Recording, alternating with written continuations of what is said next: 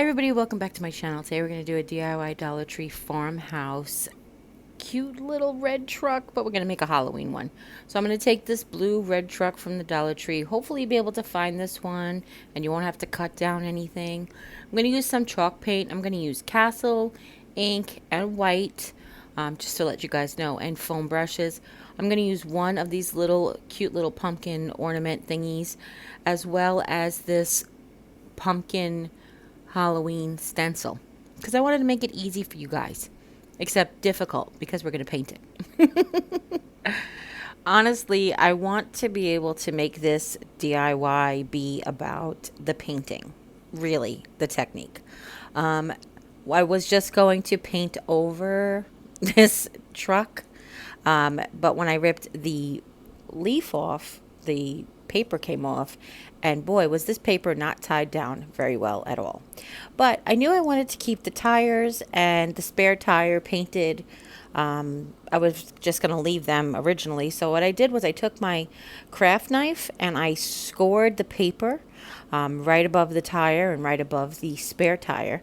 And then this way I knew when I pulled it off that I was going to be leaving those pieces of paper down there.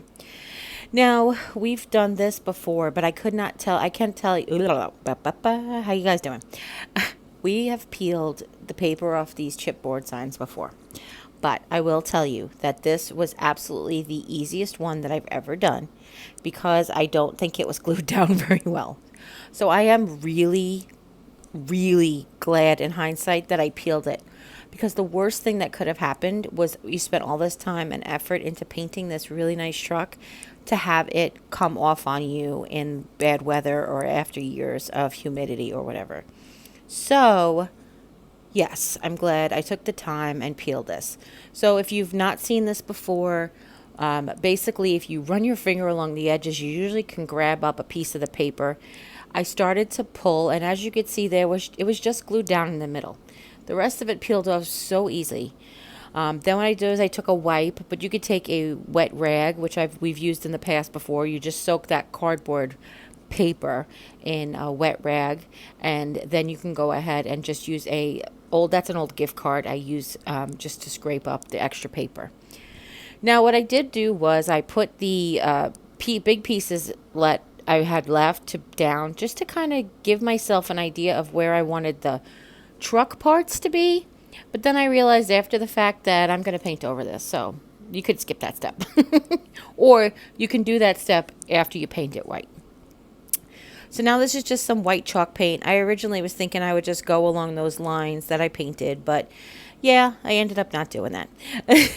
A lot of times with these DIYs, you start out with one idea and you think it's going to work, and then either something will come up that will make it not work, or you have another idea that maybe will work better. And that was sort of how this was. So originally I was just a really light coat of chalk paint, and anytime that I got it on the tires, just wipe it off with your finger when it's wet, and it won't stay there forever, I promise. And originally I was just going to do the truck parts white. Now you can paint this truck any color you want, but I wanted a white truck because I'm really into black and white for Halloween, plus my whole house, and you guys know all that, right?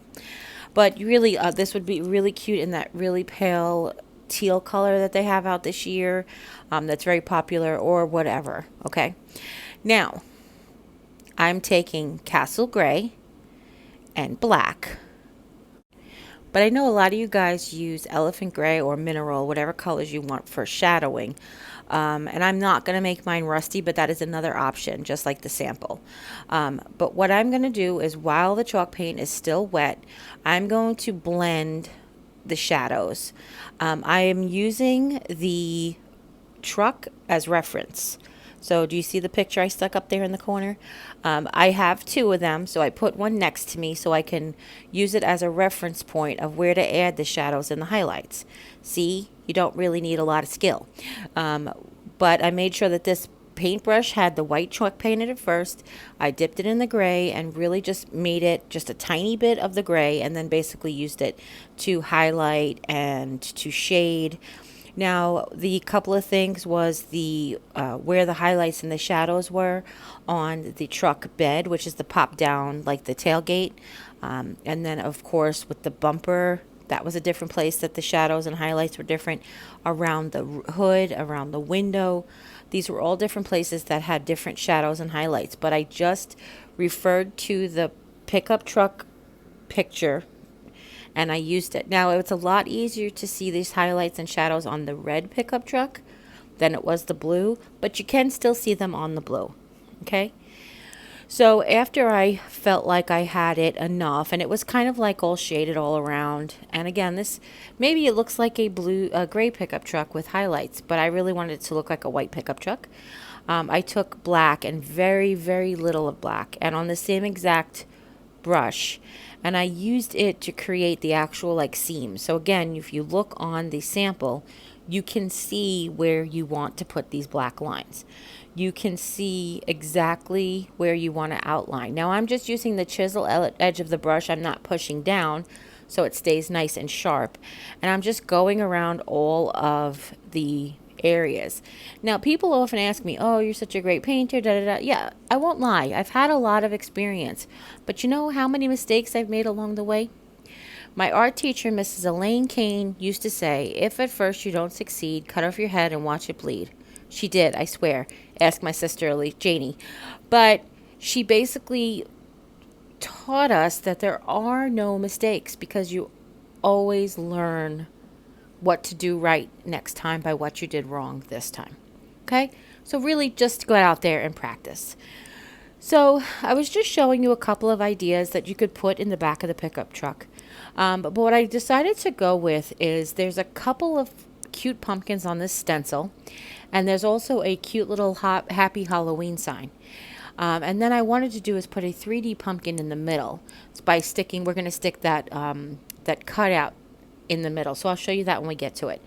But the first thing I'm going to do is I actually peel off that paper off of this stencil because it's really difficult to work with while they're together. Plus you can't clean it anyway, so just peel it off. And now I'm using a stamping motion. I'm making sure I hold down the stencil exactly where I'm stamping so that paint doesn't get under there. And I just created a pouncing motion. Now you see it's a little darker around the left and right of it because I did that on purpose. So I added a little extra darkness on the left and the right because I kind of imagined in my head that this pickup truck would have been more worn where a person stands by the tailgate. I don't know, I'm weird with details like that. So the next thing I'm going to do is I'm going to color in that whole background gray because whatever doesn't show up out of the black and white pumpkin, I want to be gray behind it because that's what the shadows would be. The shadows wouldn't be white. You wouldn't see white behind the pumpkins. You would see the shadowy gray areas. And then I just basically, it dries so fast. Did you see me rub it dry? Yeah, that's how fast. So the first thing you want to do is you could just take this stencil down and outline it with pencil and then fill it in white. But I said, no need. I just went ahead and I stenciled white. Now, if the pumpkin stencil was going over the tailgate, I made sure I didn't stencil that part because it's supposed to look like it's tucked in at the flatbed, the bed, it's not flatbed, in the bed of the pickup truck. And then once I had both of them stenciled in white, I went back with the white paint and I filled them in. Because what I decided that I wanted to do is I wanted black pumpkins with white lines. So what I'm going to do is fill them in and then go back over when it's dry and stencil the black right over the white. And that's the way I ended up loving that one the best. So I also decided to take the pumpkin ornament, which is what they're called, I think, and the jack-o'-lantern ornament, really, because they do sell pumpkin ornaments in the autumn stuff, but this is a jack-o'-lantern ornament, and I painted him white, but then I set him aside, and then what I'm going to do is I'm going to take a second one, and I could have done it with this one before I used it, and I'm going to take a second one, and I'm going to trace it in the middle. I just wanted to wait for that paint to dry a little bit. So I'm going to trace it in the middle where I want the pumpkin to sit. And again, if the jack-o'-lantern is going to sit below the bed because it looks like it's tucked down in there, I'll show you how to do that in a second. So then what you're going to do is you're going to fill that all in with black. And it doesn't have to be black to the very edges because we just want the black to show up behind the pumpkin's highlights and his eyes and nose and mouth kind of thing. All right. Now, while I have a little black on the paintbrush, I want to go ahead and touch up that seam along the top that I might have gotten some white paint over, which is fine. But I want to go ahead and do that now. And then we're going to take the white paint, we're going to put the stencil back on, and we're going to stencil over, the black paint, and we're going to stencil over the white pumpkin with the black paint. And I thought that this actually looked cute. When I first stenciled the white pumpkin, I'm like, he doesn't really look scary and it looks weird. So that's when I decided to go ahead and create a different pumpkin look, or jack-o'-lantern. Now there are 4 different jack-o'-lanterns on this stencil, but you know, I just picked these 2 because I kind of felt like they were the nicest looking. I don't know what I'm saying, but I thought they went well together. How's that? Okay, so he looks really cute now, I think, in my opinion anyway. So just touch up whatever mistakes you make. Let that dry a second or 2 or minute or whatever, because you know it's chalk paint. It won't take forever to dry, I promise. And then you want to take your wooden jack-o'-lantern, place him over where he's going to sit, and basically draw the flatbed, I keep calling it that, the tailgate across, because that's what we're going to cut. So I just take my regular metal ruler and my regular utility knife from the Dollar Tree and go ahead and cut a few times, and then it was able to bend back and I was able to score it from the other side, and then can glue it right in place so it looks like he's tucked in behind the pickup truck too.